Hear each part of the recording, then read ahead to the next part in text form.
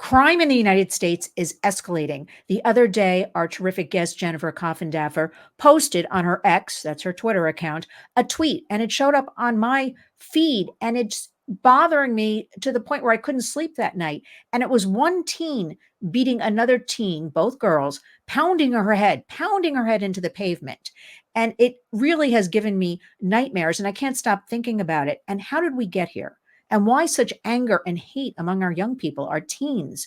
Well, today we're going to be discussing this and much more. Crime expert Jennifer Coffindaffer joins us here in the Warriors. Welcome, Jennifer. How are you today? I'm doing great, and I want to thank you for having me. Very excited about the program. Thank you. First, I want to discuss you a little bit. We have to start with thank you. Thank you, Jennifer, for your incredible service to our country and for your continued advocacy and media work and presence highlighting crime and talking about, critically analyzing it, what we should do about it, just getting it on our radars. Because as I said, it is, or it seems to me, and you'll let us know, it is escalating. So I want to talk first. We have to talk a little bit about your career. We must, because it's so impressive, and that is your career has spanned over 3 decades. Hard to believe, Jennifer. You look like a teenager to me. Involved in numerous high-profile arrest operations and has led to nationally recognized investigations in organized crime, weapons of mass destruction, and counterterrorism.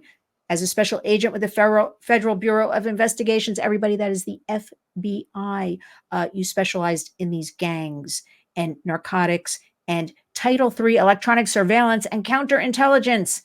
We got to get into that a little bit. But first of all, Jennifer Coffindaffer is a law and justice contributor for News Nation, and you can see her frequently breaking down all of the crime that's happening every single day, analyzing and helping us understand why this is happening.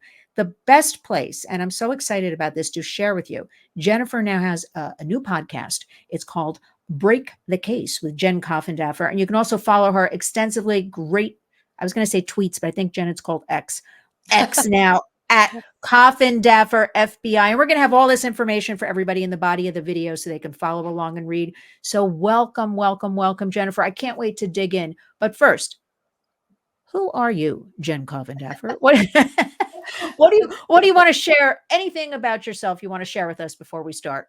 I just really like to encourage any young woman out there that is interested in the field of law enforcement, specifically federal law enforcement, that if you're interested, don't feel held back by your size, by perhaps the feeling that men will be more dominant in the field you're in, because there is so much opportunity and really there's so much necessity for women in law enforcement.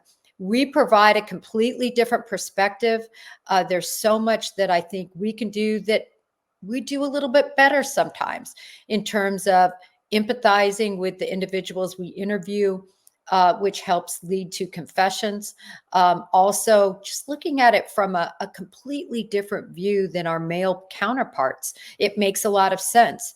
So I just really would like to start with that, encouraging any woman interested in law enforcement to go for it. Let me ask you, since you brought that up, and I like this, where would one start? Say somebody, I don't know, 22, 23, young woman is listening and she says, well, I don't even know how to get started in law enforcement. What would you suggest for her to do? Well, let me focus in on the Bureau because, of course, I'm most familiar with the FBI and what it would take. So there's different ways to get into the FBI that can set you apart and make it more easy to get in. First of all, obtaining your private pilot's license, obtaining a language skill, particularly Spanish, Mandarin, Russian, Farsi. Those are skills that will help elevate you into the Bureau ranks. And also getting a law degree or an accounting degree. I know that these degrees take a long time and these skills take a long time, but they do make it a quicker avenue to get into the FBI if that's what you are wanting to do. If you want to go the regular route, the route that you're competing with literally hundreds of thousands of other people, that's called the diversified program. And those are individuals that have a degree, followed by at least 3 years of professional full-time work experience. And so again, you're competing with a lot of people, but that is a direction to go. Actually, I love this, Jen, because, there's so much talk, especially among young people, youth, like, what should I do for a career? Everybody seems to be kind of mixed up about everything these days. So I think actually this is a messaging that we need to, I'm going to be working better on this messaging as promoting this as a career, because it seems to me, if I dare say, steady employment, good employment, and what could be better? We have such a lack, at least according to what I read and hear from law enforcement I work with in New York City and across the country, of officers, of law enforcement as a whole, and women I think so. I think this is an excellent idea for some women that don't know what to do with themselves. Now, I want to, as they say, Jen, in the business, I want to pivot. We're just a little free flow here. You're a mom. I'm a mom. My Yes. kid, my kids are all in their 30s though. Wow. And I'm so glad, they're not on social media or anything of that. I know your kids are, younger. How do you deal? What do you want to share? You don't have to give too many details. How do you deal as a mom? You're dealing in crime every day. You're talking about these things. They're seeing you involved in this. How does that work in your household? How do you talk to them about how we live today, what we're seeing? What if they saw, and I don't know if they're on social media, that girl pounding that head into the Mhm. concrete? Well, first of all, it's funny, I have my set of Irish twins that have just graduated from college. One's going to law school now, one's going to flight school. And then I should say, going to be going to law school at the end of, in the fall. And then I have another younger son that's still in high school, this huge 8-year gap, same husband. I always have to say that. Just a complete surprise and Jen, wait a minute. miracle. Hold your thought. That's nobody's business. That's nobody, but I'm sure they're like, same father. Yeah. Yeah, no, everybody's like, "Oh, was this your second go around?" So I always like to throw that out there. But anyway, I really believe in transparency. I had my young children out shooting on the firing range at about 10 years old. I wanted to teach them about firearms because we have firearms in our house. I wanted to make sure they understood how to safely handle them and correct marksmanship, and really a respect for weapon as an example. And I don't think I really started talking a lot about crime with them, certainly until the last few years. I've definitely more opened up. Even when I was an agent, I really tried to compartmentalize. It took me about 10 years to be able to compartmentalize. It really did. But I wasn't married and had no children for the first part of my career, which made it easier. So I think it's just Yeah. for me, compartmentalizing and not bringing that home. But now that they are older, I certainly share with them. And not only do I share, especially with all these actions of teenagers Yes. that, I'm often analyzing, I want to get their perspective. I will ask them questions regarding behaviors that I find very odd and strange for this particular age group. Young 20-year-olds that are disappearing, that are showing up in rivers right and left. The behavior of this violence we're seeing, like the video you referred to. I really want to talk about that because that was obviously something that was planned. You can see the individuals that came. There's probably around 20 people, maybe more there. And the fight just swelled. This young gal, the ages are 15 years old.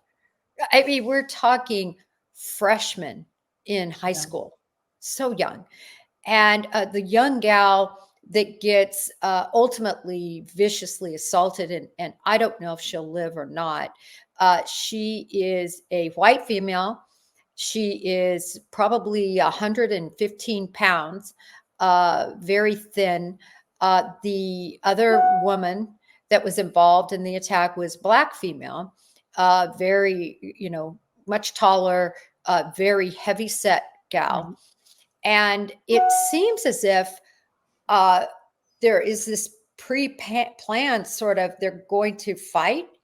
But what quickly happens is, as you can imagine, the diminutive gal is wrapped up within seconds, thrown to the ground, and just beaten mercilessly for several punches and strikes. Somebody tries to pull the other woman, the attacker, off, and she pushes that person to the side. Then she goes back to the, I'll call her the diminutive woman because she is so small, and she gets her on the ground.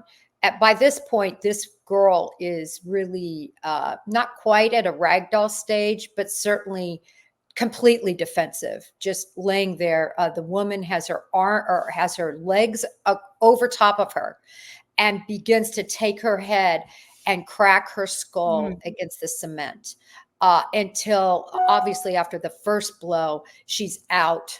And then the second and third blow are absolutely horrific to watch. She's now laying there and begins seizing, with involuntary movements of the hands, of her face.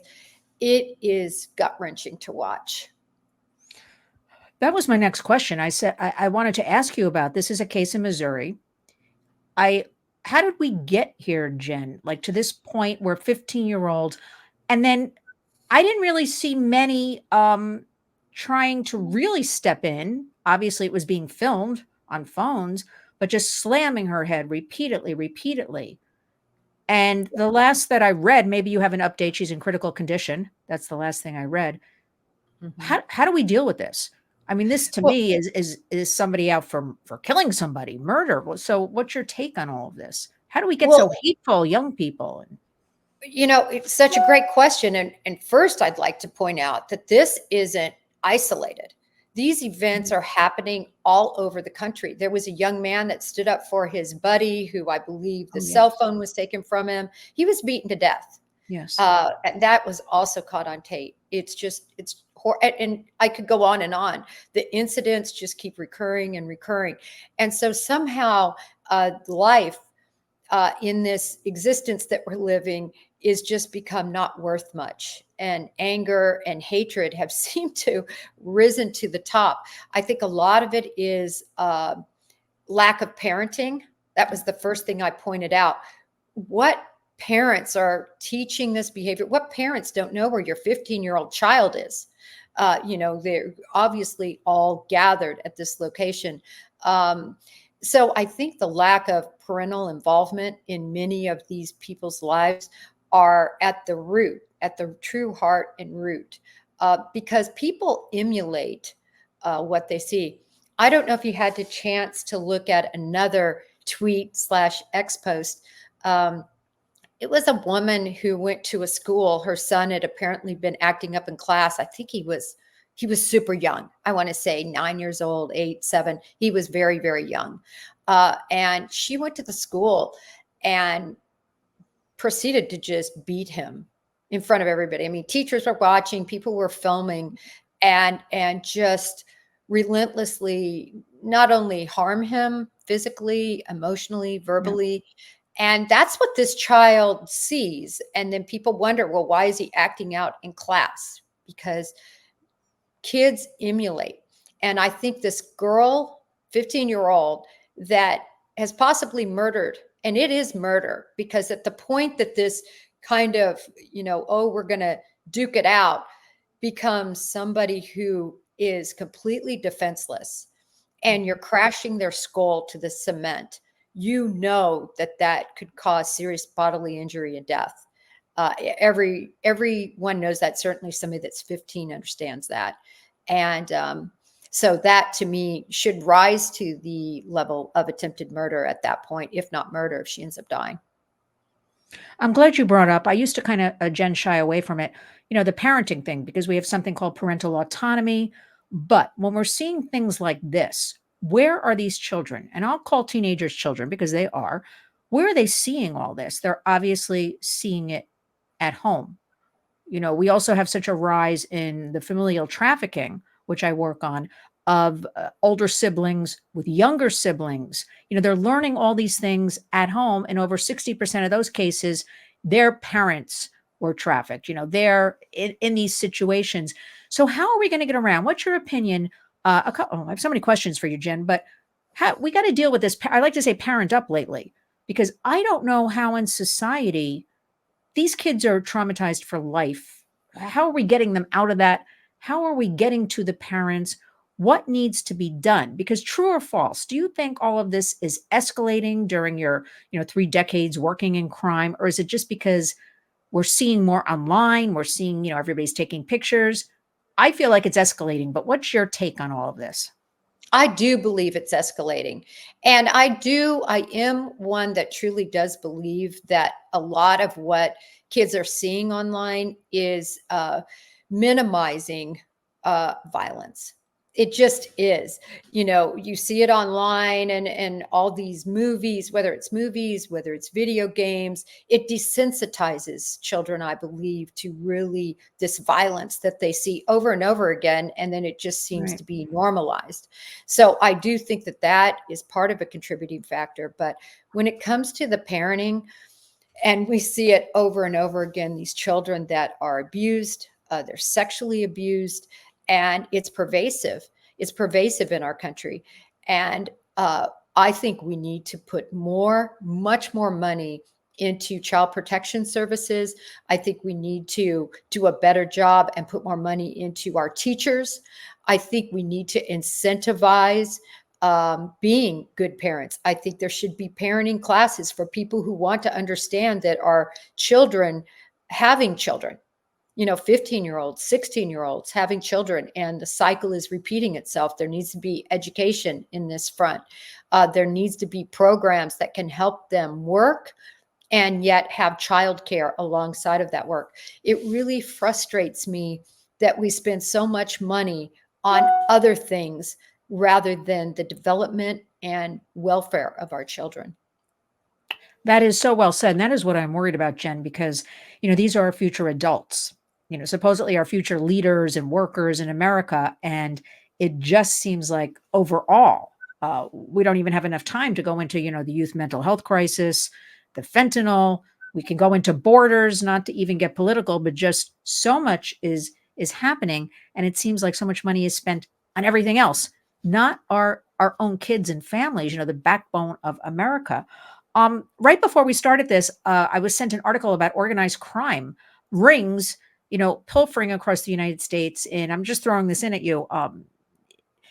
The level that they're at with different stores like Walgreens, the new one is TJ Maxx. We've seen plenty of these videos where they storm, a Saks and Nordstrom's, all these more luxurious stores and steal. And what are your thoughts on this? How do we stop this? Because I'm here in New York City, and I got to tell you, these security guards, they'll just look the other way.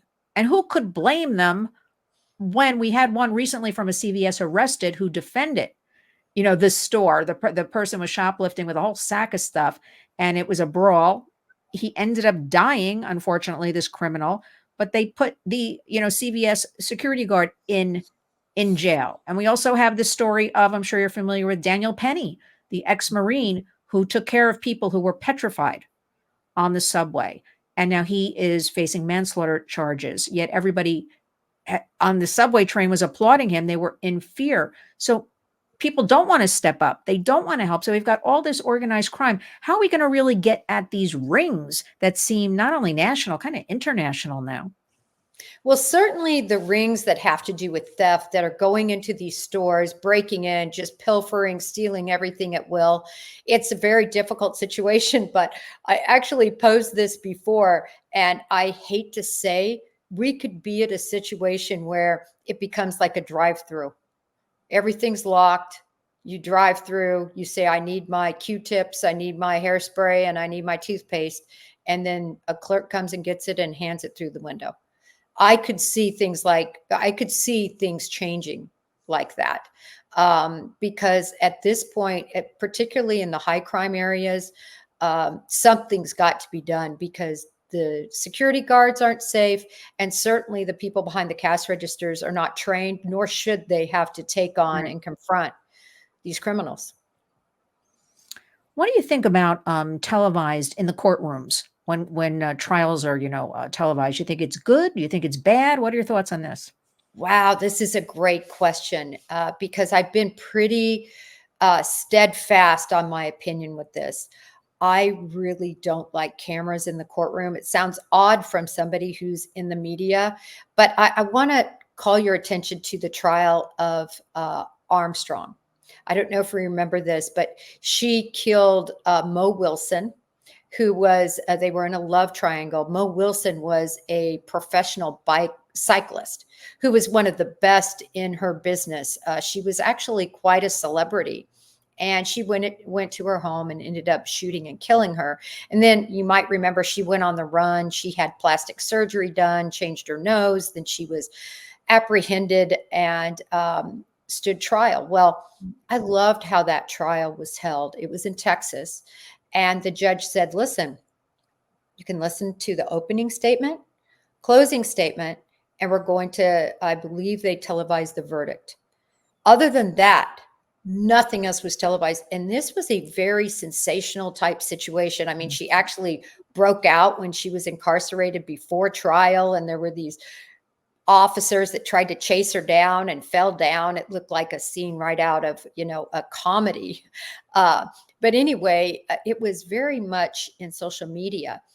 And I loved the way this was done. This trial was done quickly. It was done professionally. And when I say that, of course, people are allowed to go into the trial and they report about what happened at trial that day.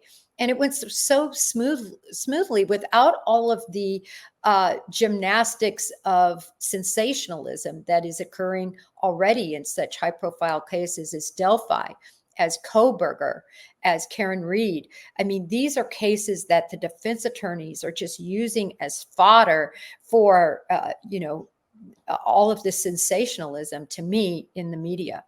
So I don't want to see cameras. I do want to see media there and open to the public, notes taken. But I think when cameras hit, it becomes an O.J. Simpson type situation over and over again.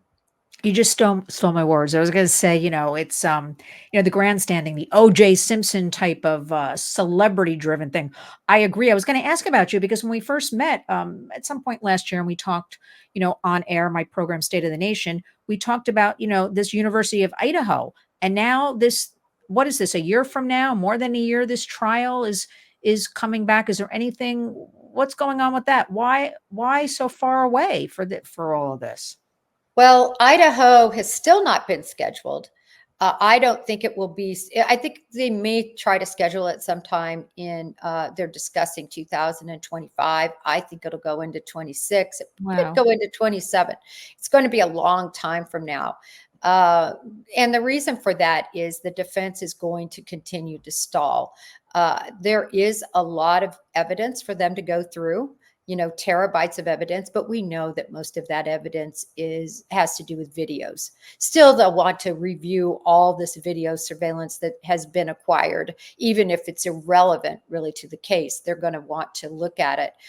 They do have 4 lawyers on the case, but you can see that every point so far has been, there's been hearings, things that normally are just motions. They're asking for hearings, and then there's elaborate hearings. I'll give you an example regarding cameras in the courtroom and also the sensationalism of the trial, if you will, the gag order situation. They had multiple experts take the stand and actually produce these huge charts and exhibits just to fight this point. Then when it came to the DNA, I think they had 3 expert witnesses that they paid and put on the stand to drive home those points. So they aren't just making their arguments, they're exacerbating making their arguments by producing all these witnesses, taking up all this time in hearings. And we haven't even started with things like the suppression hearings for the evidence. As you may know, this case still is now at the Supreme Court of Idaho, and we'll see what they say regarding whether it's even going to move forward. I mean, the defense is saying, listen, the standard that was met when acquiring the indictment was not properly obtained. The indictment wasn't properly obtained. The judge denied that, but it's up there pending right now in the Supreme Court. It'll be interesting to see whether the Supreme Court of Idaho even looks at it. But that's where things are at right now. We're at a huge standstill. Delay is the way. I'm not a lawyer, but it seems like delay is the way. But I'm still stuck on, they knocked down the house. Again, I'm not an expert. To me, that was a crime scene. Again, I'm not an expert. I know they said it was triggering people and students, but I thought a crime scene's a crime scene, but they bulldozed and got rid of that house. I don't, are you in agreement with that or not in agreement? I was strongly in disagreement. I felt that house should have stayed. I understand that not in all crimes you're able to view crime scenes, but in this one, they were able to. It was owned by the university. It was available. It was empty. It was boarded up. The possible evidence that could have been even in cracks and crevices, we will never know because they didn't take it apart board by board.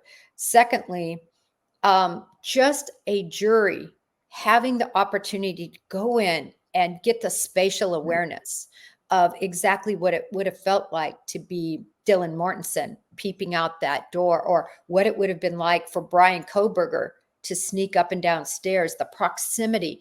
You can show video after video, but as an example, if you go to buy a house and you see it online in a video, and then you go to the house, you're, wow, I thought those ceilings were taller. Oh my gosh, this room is small. Or gosh, I can hear everything outside. All of these questions now are erased. The jury can't even see what that house looked like compared to, as you may recall, the video recording that was made in the house adjacent to the house.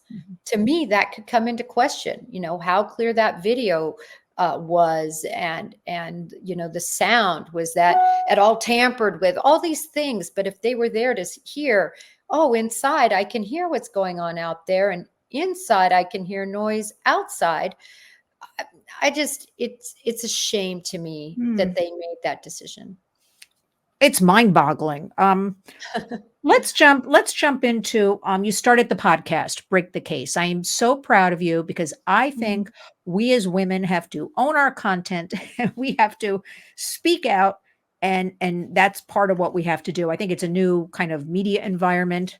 I think we have to, again, just have ownership. So tell us, how did this start? Because you're the perfect candidate to do your own. You have so much information. You're so on top of it.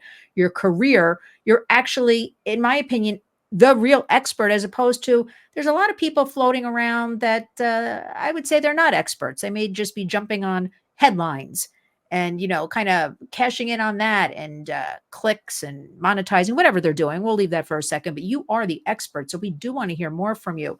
Tell us about why you started the podcast and what's in store for all of us. Right. Thank you for asking. So I'm going to backtrack just a teeny bit. I was sitting on my couch doing expert witness work, basically looking over cases, analyzing them, and preparing an expert opinion report on different cases that I was hired to do, when I got a phone call. And that phone call was from a good friend of mine named Steve Gomez, who was the ABC contributor for years and years and years. And he said, listen, there is a young woman named Gabby Petito, and she's gone missing in Florida. And they want me to go out and cover it. I can't because I've taken a new position. And can you do it? And I'm like, Steve, I'm a behind the camera girl. I get everything together, and then other people, go on center stage.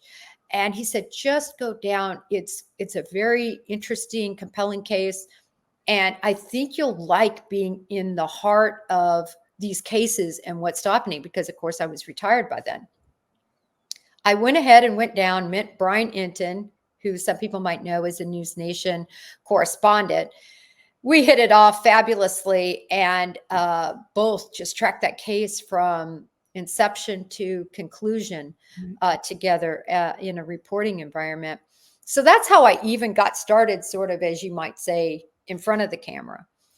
The podcast happened kind of interestingly. I was talking with a friend of mine. His name's Mark, and he was the evidence response technician in charge of a special agent, but that was his area of expertise at Waco. And he had contacted me because a media outlet had contacted him about Waco. And he said, Jennifer, I'm terrified. What's your advice? And I gave him some advice about, whether he was going to go on the show or not. Anyway, I got to thinking, all these people, these agents, officers, other people who are just so invested in these cases, like criminal psychologists, they're going to be gone soon. My friend Mark ended up getting melanoma, had massive reconstruction. He's going to live. But another one of my friends that actually I mentioned in the video the video we just did, Gary Steger, he just recently died. And with them goes all their knowledge, all their stories, all their information about these cases. And I thought, I need to get out there and pick their brains and go through these different cases. And so that was kind of the impetus. It's a warrior's move. You became passionate. You had to do it, and you're memorializing, and it's also history, and you're documenting history as well. I mean, good for you, because these are things we need to hear about. These are things we may never hear about again, right? Just as everything's changing and seems to me is getting lost. And you're on YouTube as well, Break the Case, you're Apple, you're all over the place. We'll be promoting that. What do you think about all these different crime things? It's the public has always so many shows on TV. I mean, for years now, whether it's Dateline, so many crime shows. Why do you think the public loves it so much? Because they do. They just love all this crime stuff. They do. And I think a lot has to do with the fact that for some people, and probably really for all of us that are, normal, we're not criminals. We don't want to kill anybody. We're not thieves. It's interesting for us to try to wrap our minds around people who do that's their normal life, that's their normal existence, that they have those capabilities. So I think it's really intriguing. Some might say that, it's a sort of an inverse mirror reflection, right? Trying to understand what would make someone be capable of those crimes. The other thing is, I think the fact that we see so many crimes are committed by the guy next door. They're the person. And what does everybody say? Him? He committed that mass murder? Or, they said that about Brian Koberger. A lot of people did. Or, him? He did this. It's so hard for people to understand, and they want to get in their minds and in their space. I think that's why. I like that. But there's just such a, no, because my husband would always say to me, I want to know what a serial killer is thinking. And I'd be like, I want to know what a serial killer is thinking, but it kind of makes sense. He was a psychology major and he's a lawyer, and he's always trying to think find out what other people are thinking. And I guess it goes along those lines of what you're saying. People it's the guy next door, the woman next door. How can this be? The one we least expect. What are some of the cases? Let's finish up with, what are you looking at right now today? I'm following this young guy went out and walked his dog. Then he didn't walk his dog and disappeared. We don't really know, but what do you know about this? Well, that case is so concerning. He's a young Texas A&M at Corpus Christi. So I want to be clear, this isn't the Texas A&M that's in College Station, but he's down by the water. He's 21 years old, and he's a kid. And I say a kid, he's a young man who was really just beginning college. So he wasn't at the end of his career. He had roommates. The place that he was at, this area, is so nice. I'm familiar with that area. Actually, a really good friend of mine who we were first office agents together, he actually lives there. So I asked him to go drive by and just give me right when it happened, a lay of the land, what's going on with the police officers out there, where are they searching, what are they doing. Fortunately, I have such a good network like that, so often I might know a little something and everybody's wondering, how does she know that?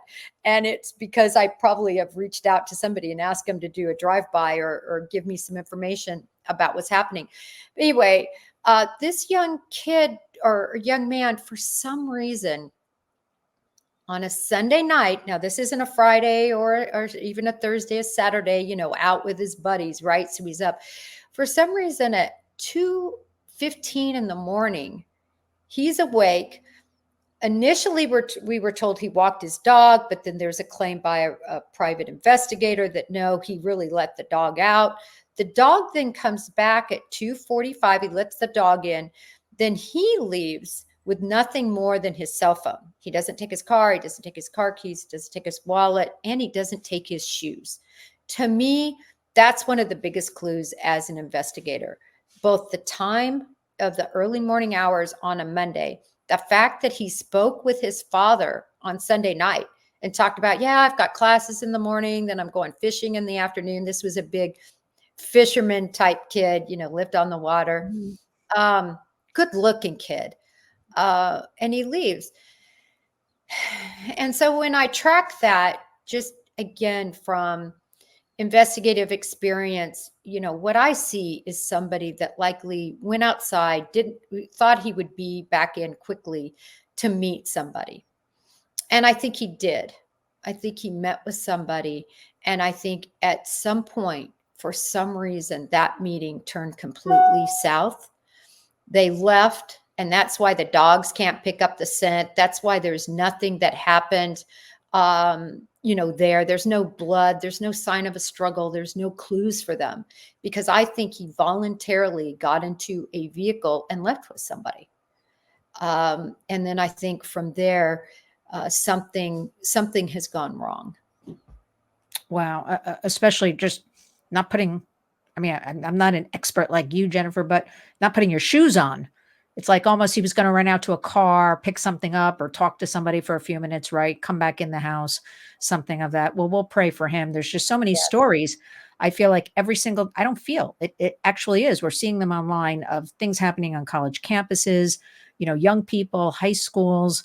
But I know with you at the helm, you're shedding light. You're getting us to critically analyze. Finish us up with some final words. What would you like everybody to take away or think about or know about concerning crime and the work you do, or what we should be on the lookout for? I think the number one takeaway is I often have people DM me, reach out to me. And the question I always see floating around Twitter or X is, what can I do? Right. What role can I take? How can I be helpful?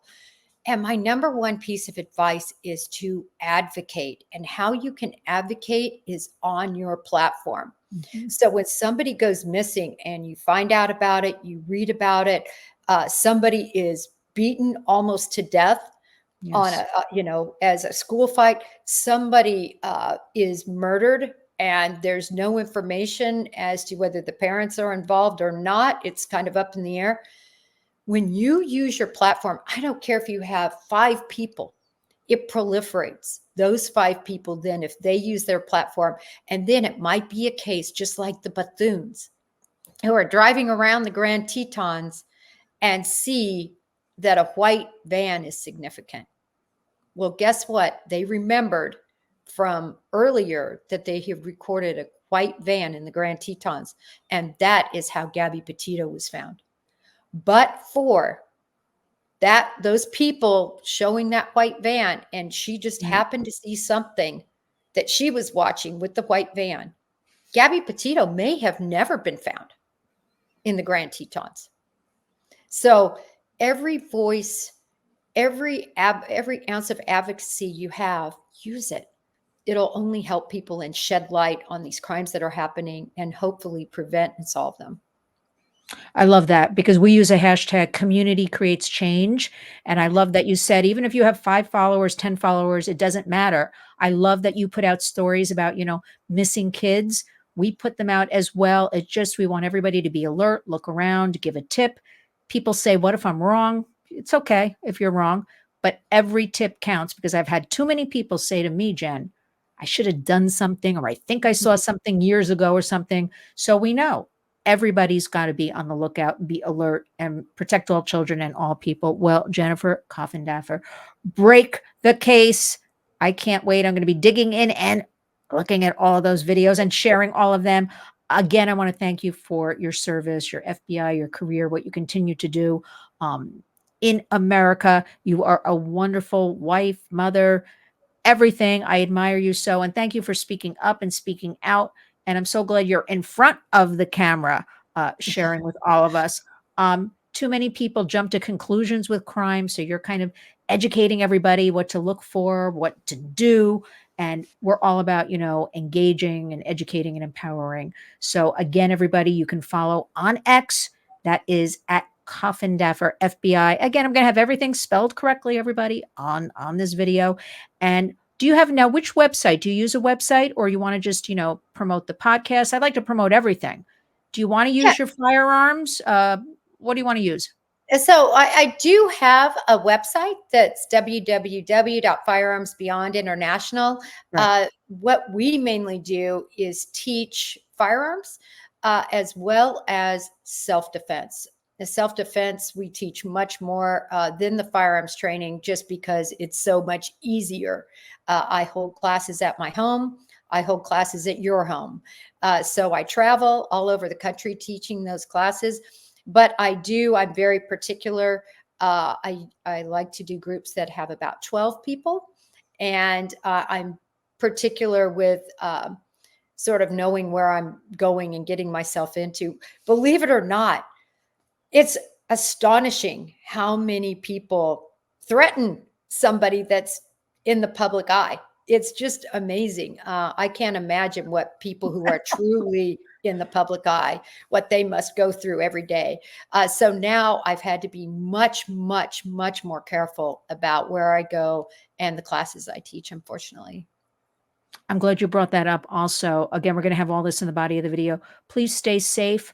We've got a lot of people, I don't know, Jennifer, hiding behind screens, threatening people, people trying to do good jobs, good information out there, helping the public as a whole, sharing in media what you might not hear, in a lot of other media. So we have to keep an eye on everything. So please stay safe, be safe. And we got to get you to New York City so we can have some self-defense classes with you because, boy, I think we need it. We need it here. We need it. Jennifer Coffindaffer, thank you for taking the time today. We will speak again soon because crime just keeps going on. Thank you so much. Let's talk Thank again you. soon. And thank you for all you do. Thank you. Thanks, Jen.